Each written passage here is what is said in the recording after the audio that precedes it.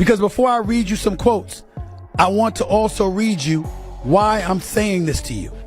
Remember when I brought up the 2024 U.S. Olympic roster, how she was left off of that and how stupid that was for Team USA women's basketball to leave her off? Remember I said that? They said this is where they're going now.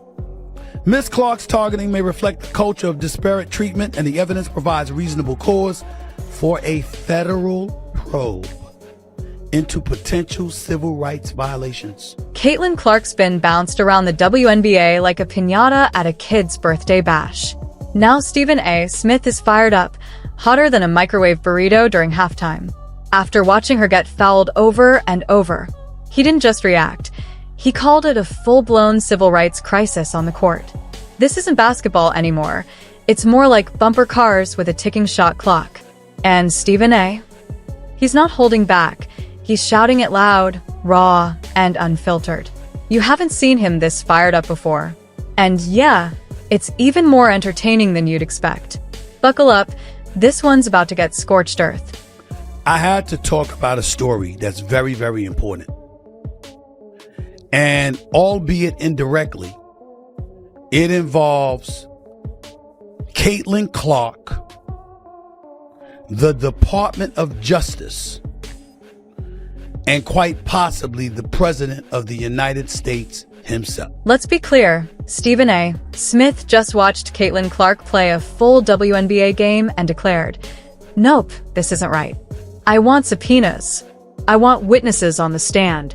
Someone bring a gavel. We're turning this into the Law and Order WNBA Victims Unit." Because what else can you do when the league's brightest star is getting stomped, hit, hip-checked, and poked in the eye like she's navigating through a Mortal Kombat fight? And I feel bad because it seems like the sisters are bullying the little girls, or the older players are bullying the younger girls. I don't want to make it about race because I've seen white girls bullying the young white girls. I've seen the black girls bullying the young white girls. You can argue all you want about Caitlin Clark's stats. Go ahead, debate her usage rate, shooting percentages, plus minus, or any other fancy metric you like. That's not what this is about. The real issue is that the WNBA finally caught its big break, a Michael Jordan-level moment, and then handed her over to the tough defenders who just won't cut her any slack. Let me read to y'all the opening couple of graphs because I want you to hear the impact of this. This is serious. This is serious. And I could say it with my team here, having the footage and the receipts to back me up. I could be in that I told you so mode. I really, really could. But I ain't going to do that because I'm in a good mood. I'm going to be chill. But I could be saying. Stephen A., God bless him, is on national TV acting like this is the Selma March, just with sneakers instead of marching boots. His forehead veins are popping like the Wi-Fi just crashed during a live show. Because even he knows if the WNBA drops the ball here, it'll be back to airing on Who Asked, channel at 2:15 a.m., right between Matlock reruns and those endless waterproof sock infomercials. Caitlin Clark has done for the women's NBA what Michael Jordan once did for the NBA. Made it more valuable, watchable, and marketable. Instead of protecting its transformative star, the league's leadership ignores the relentless targeting of... And yeah, somewhere in a smoky group chat, a WNBA player is probably typing, she's gotta earn her respect, all while throwing down a screen hard enough to shake the earth, because apparently earning respect these days means surviving 4 quarters of blunt force trauma. Treating its greatest asset as if she were a PR headache.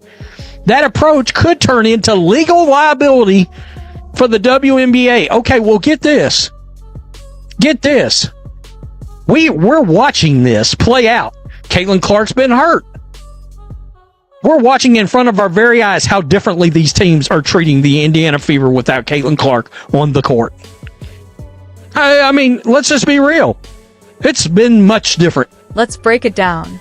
A rookie's bringing in ratings the league hasn't seen since it was born, back when fax machines ruled and hope was pure. She's pulling new fans, packing arenas, making headlines, creating real buzz. And what does she get in return? Eye pokes, trips from behind, slammed to the floor, and, to top it off, a technical foul. Talk about irony. Somewhere in an alternate reality, even Dennis Rodman would be thinking, no way would I go that far. But don't worry, Stephen A. is stepping up for justice. He's calling it exactly what it is. And the response? Oh man, the internet's blowing up with takes like, she flops, she needs to toughen up, and what about all the other players who've been through worse? Ah yes, the Olympic Games of victimhood have begun. It's the Hunger Games of empathy, everyone competing to prove who's suffered more. But this time, the trophy is watching someone else get knocked down and saying, well, I had it worse, so zip it. It's like the whole league is devouring its own future. Someone handed them a golden goose, and they're trying to turn it into chicken wings. WNBA. Y'all are in trouble. I told y'all didn't want to protect my precious CC. Now y'all getting hit with a civil lawsuit for targeting. You hear me? And then this stuff is documented. That don't even make no sense from players just speaking freely, thinking that they won't have no consequences. That means somebody had them on the payroll. Know what I'm saying? She done had 4 injuries within like a month and a half. Disgusting. And spare us the physicality is part of the game speech. We've seen physical. We've seen playoff intensity. We've seen elbows, box outs, and tough fouls. This is a whole different playbook. WNBA's unofficial new rule. If she's popular, make her pay for it. Meanwhile, somewhere on an obscure podcast nobody asked for, you can bet a player is claiming people only support her because she's white. Wow. What a way to boil down years of dedication, pressure, and hard work into a Netflix special titled White Girl Dribbles. The conspiracy. Jealousy in sports isn't new, but this level. This is something else. This isn't just about wanting to outplay someone. It's about trying to body slam them and then complaining when they don't land a Gatorade deal. We've officially entered the WWE era of basketball, minus the flashy production and The Rock's iconic "if you smell what I'm cooking" chant. Let's be real. Caitlin Clark isn't the issue here. And the refs? Don't get us started. The officials are calling fouls like they're playing whack-a-mole. There's more consistency in a toddler's bedtime routine than in these calls. Remember I talked about people being jealous? The Cheryl Swoops of the world and others. Remember I pointed that stuff out? Remember I talked about the rough housing? Remember I talked about all of that? Let me read further. This would mirror the Equal Employment Opportunity Commission investigation into the Erica Hamby's pregnancy discrimination claims against the WNBA and her team. Congress and Labor and Justice Departments would be justified in examining the facts. At Harvard and Columbia, during anti-Semitic protests, institutional leaders played down threats and failed to protect. One moment, she's slammed like a cheap nail at the hardware store, no whistle blown. Next thing you know, she glances sideways and boom, technical foul. Are we even pretending this is fair anymore? It's like the refs trained under UFC judges. Meanwhile, ESPN tries to frame it as learning the ropes. Learning the ropes? She's getting flattened like it's a wrestling match on Monday Night Raw, and they treat it like some quirky initiation ritual. Stephen A. wasn't buying it for a second. You could see the Brooklyn grit drain away, replaced by pure, unfiltered outrage, the kind usually reserved for terrible Knicks trades or Skip Bayless's hot takes. He called it exactly what it was: sabotage. Not even clever sabotage, just a clumsy, jealous mess turning the WNBA into a joke before it really had a chance to grow. And the crazy part? Caitlin Clark keeps grinding. No complaints, no tantrums, just playing, and playing well, better than a good chunk of the league's salty benchwarmers who think defense means trying to take someone out. Still, it's never enough. Because for some folks, she hasn't earned it. That classic vague moving target of earning it really just means, we don't like that people like you. In the league, who was top 4 in MVP voting last year, the assist leader last year, a galvanizing talent that has done wonders for the NBA. If she is seen to be physically getting abused on a basketball court in a way that is such a clear and flagrant discrepancy compared to what happens to others, that man is not going You could drop Caitlin Clark into the heart of a volcano, have her sink a three-pointer while a pterodactyl tackles her midair, and some folks would still say she hasn't earned her stripes yet. It's like dark slapstick comedy, watching someone tumble down the stairs yelling, "I'm a pro." Let's be honest, this mess is what happens when ego runs into insecurity in a dark alley and decides to take a swing at the future of women's basketball. The problem isn't just the fouls. It's the deafening silence. Where's the outrage? Where are the official statements? Oh, right. They're busy posting cryptic tweets about protecting the game while launching themselves at the one player actually keeping the league alive. Meanwhile, the league office? Radio silence. Like they think if they just ignore the concussion protocol violations and blatant abuse, it'll magically disappear. Imagine if LeBron got this treatment as a rookie. Let her figure it out. She's tough, right? Oh, she's tough, no doubt. You have to be carrying a target on your back every night, blamed for everything from racial tensions to player pay fights to the global water crisis. The kind of stuff that's happening and has been happening over the last few months is because of Caitlin Clark. I got some of the stats in front of me to validate it. Because you see, I bring receipts. And I'll get to why I'm really pissed off in a few minutes. WNBA Draft 2024 drew 2.446 million viewers to ESPN on Monday night, making it the most watched draft in WNBA history. Who's the number one overall pick? Huh, Aaron? Who's the number one overall pick? Say it loud. You'd think Caitlin Clark was personally responsible for every social injustice out there. Meanwhile, she's just out here getting clocked in the face for hitting open threes. And Stephen A., he's not just mad, he's disappointed. You can hear it in his voice. The frustration of someone who's seen too many great athletes chewed up by bitterness and poor leadership. He's saying this ain't competition. This is petty vengeance dressed up as physicality. Look, the truth stings. Yes, Caitlin gets the spotlight. Yes, the endorsement deals roll in. Yes, she's the headline everyone talks about. But that light? It could have been shared, lifted up to raise the whole league. Instead, we got WWE meets WNBA, where half the roster thinks they're Stone Cold Steve Austin, and the fans are supposed to cheer every time the rookie gets powerbombed. Let's be clear, this isn't about favoritism. This is sabotage. The only folks cashing in on this chaos? Chiropractors and YouTube channels dissecting fouls that magically went uncalled. The league? It should be ashamed, not just for letting this happen, but for pretending like it's all fine and dandy. This girl is a superstar. I've been saying it for years. I keep telling everybody she's the Steph Curry of women's basketball, college or pro. She is a superstar. I had the pleasure of doing an event with her on campus at Iowa a few months ago. I went there for my man Mark Shapiro, and I had a blast. She and I were on a panel together. She's a wonderful, wonderful young lady, incredibly poised, but this woman is the nation's leading scorer, averaging 31.5 points per game, shooting 40% from threes. Stephen A's mad because he knows what this could have been. He's seen leagues rise and fall on the backs of stars. And right now, he's watching a league throw its golden goose into a wood chipper because she didn't ask permission to be great. Oh yeah, he wants witnesses. He wants receipts.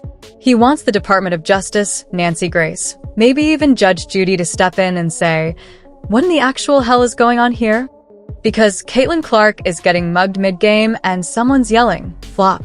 If you can watch that and say, she's overhyped, congratulations, you're part of the problem. You're not critiquing basketball. You're cheerleading dysfunction that let's hope Stephen A. keeps yelling, because someone needs to. Someone needs to scream into the abyss while the WNBA burns a once-in-a-lifetime opportunity. You're performing a live stunt show for a league that doesn't know whether to thank you or tackle you into next week. And one day, when the documentary gets made and the league is begging for relevance, someone's going to look back and say, maybe we should have protected the only person people were actually watching. But hey, who needs ratings when you've got vendettas, right? Treating its greatest asset as if she were a PR headache. That approach could turn into a legal liability for the WNBA. Since she joined the league last year, Ms. Clark's impact has been seismic. Merchandise sales soared 601%. Indiana Fever viewership jumped 170%. The team's value tripled. League Pass subscriptions climbed 366. Just when you thought it couldn't get dumber. Oh, it absolutely does. Now pundits, players, and folks who haven't touched a basketball since 8th grade are out here acting like WNBA philosophers. Suddenly, everyone's an expert on earning your place. Like, Caitlin Clark has to wash jerseys, carry luggage, and solve a Rubik's Cube blindfolded just to be treated like a human on the court. The "welcome to the league" line is being tossed around like a worn-out cliche from 1983. Oh, she's got to pay her dues? What is this, the mob? Did she sign up for basketball or The Sopranos? Because paying dues sure sounds like get assaulted while we pretend it's character building. Meanwhile, half the league's walking around with chips on their shoulders the size of regulation backboards. Really? This is what you call basketball? Where elbows fly like a Jackie Chan movie, players hit the hardwood harder than LeBron in Oscar season, and the victim is the one getting penalized. You can't gaslight people in 4K. We've seen the footage. Caitlin Clark is out here playing dodgeball with limbs and still being called soft. If that's soft, then porcelain dolls have been getting a raw deal all this time. Kathy Engelbert, where are you? Where are you, Kathy? Nowhere to be found. You are quiet. Quiet as a mouse. It done got real spooky, I know. Nightmare on Elm Street is what I'm talking about. Freddy Krueger style. It's wild. See, my problem with you is you don't protect. Speaking of better, where's the leadership? Where's the WNBA commissioner? Where's the statement that says, "We don't condone this nonsense"? And yes, we want our star players conscious and upright after games. You know, the bare minimum? Crickets. Just crickets and TikToks from bitter players mumbling about respect. At this point, respect just means you're not allowed to be more popular than me. And let's be real, if Caitlin Clark were anyone else getting hammered with 17+ flagrant fouls in a season, there'd be lawsuits for the lawsuits, and a dramatic 60-minute special. But because she's smiling through the bruises and not crying on camera, people act like she's fine. She's not fine. She's a walking injury report. And yet the league shrugs it off like it's no big deal. Stephen A speaks up, and suddenly he's lost his mind. Oh, how dare he defend the only reason the league is on national TV? How dare he say maybe punching your biggest star in the ribs isn't the best marketing strategy? Newsflash. What's not growing the game? Elbows to the jugular, concussions in prime time, watching a future Hall of Famer get tackled mid-layup, and still being treated like the villain. In Caitlin Clark's world, which is so unfortunate. I feel sorry for Caitlin Clark because she's a pawn of this whole thing, and I think Caitlin Clark needs to speak up. I'm tired of her being silent. I know she's trying to be like this Gandhi figure, try to be like MLK, you know, passive aggressiveness but peaceful. I get it, but the WNBA isn't gatekeeping anymore. It's holding the door shut with a crowbar while throwing rocks at the fans. Want to support women's sports? Great. But not her. Too popular, too different, too white, too liked, too successful. God forbid someone makes women's basketball cool. No, let's just drag her down to our level instead. Here's the bottom line.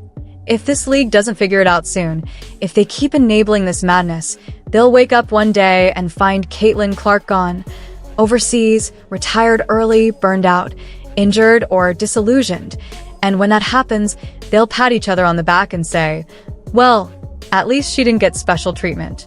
Bravo to if Stephen A. Smith wants to turn this into a courtroom drama, maybe he should, because someone needs to be held accountable for how this circus got so violent, so toxic, so stupid.